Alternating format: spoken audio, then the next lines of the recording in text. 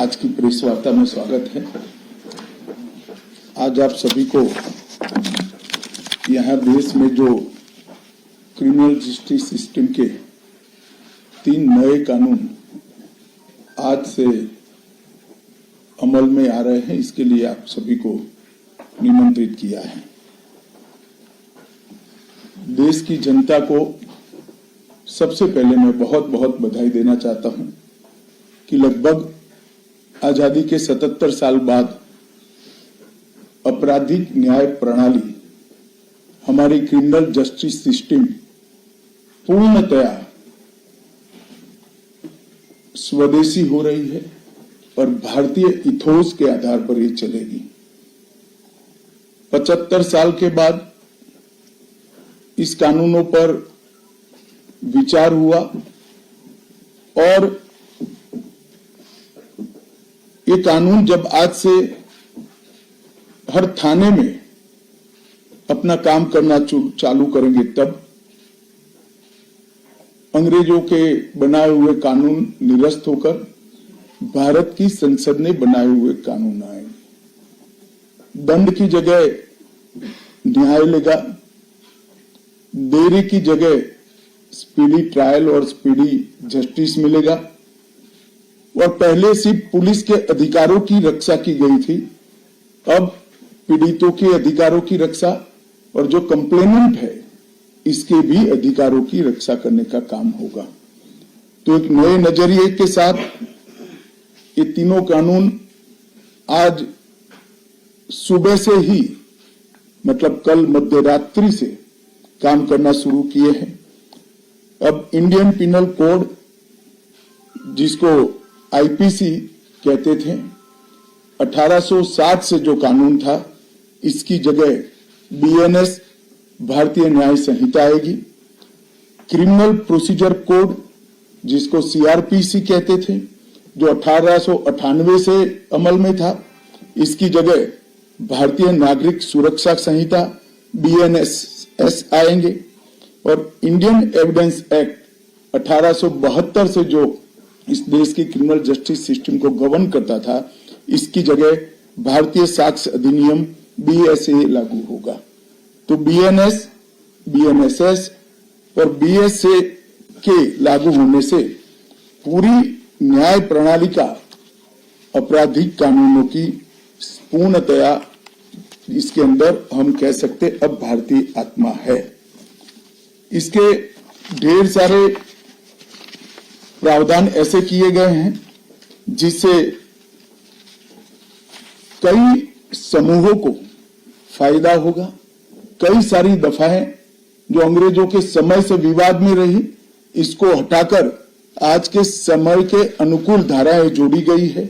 और कई सारी ऐसी चीजें जिससे भारतीय नागरिकों को परेशानी थी, इसको हटाकर नए प्रावधान किए गए हैं।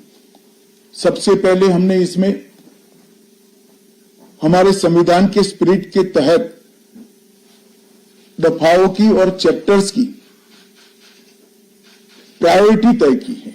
सबसे पहली प्रायोरिटी महिलाओं और बच्चों के अपराध को दी गई है और मैं मानता हूं कि ये करने की बहुत समय से पहले जरूरत थी। एक पूरा अध्याय इसमें जोड़ा गया है जिसमें 35 धाराएं हैं और 13 प्रावधान हैं, जिसमें गैंग रेप के लिए अब 20 साल की सजा या तो कारावास, आजीवन कारावास, नाबालिग के साथ बलात्कार में मौत की सजा, झूठा वादा पहचान छिपाकर शोषण करने वालों के लिए भी अलग से अपराध बनाया गया है। पहले सुप्रीम कोर्ट के जजमेंट से चलता था।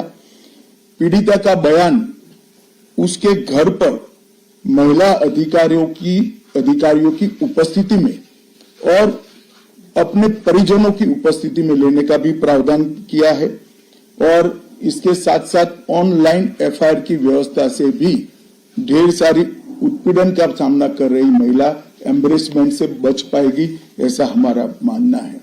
सालों से देश भर में मॉब लिंचिंग के अपराध के लिए कानून में कोई प्रावधान नहीं था। प्रावधान करने की मांग होती थी। पहली बार मॉब लिंचिंग को परिभाषित किया गया है नस्ल, जाति, समुदाय, लिंग, जन्म स्थान, भाषा और अन्य कारणों से जो मॉब लिंचिंग होता है, इसमें 7 वर्ष के कारावास से लेकर मृत्यु की सजा और आजीवन कारावास तक इसके अंदर जोड़ा गया है। तो एक बहुत बड़े समय से जो मांग थी वो पूरी होने जा रही है।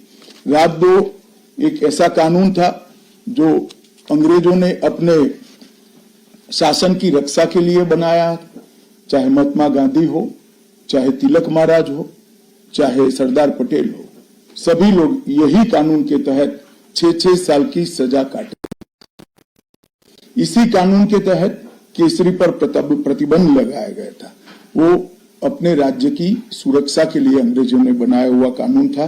राजद्रोह को हमने जड़ से समाप्त कर दिया है और देश विरोधी हरकतों के लिए नई धारा लेकर आए हैं।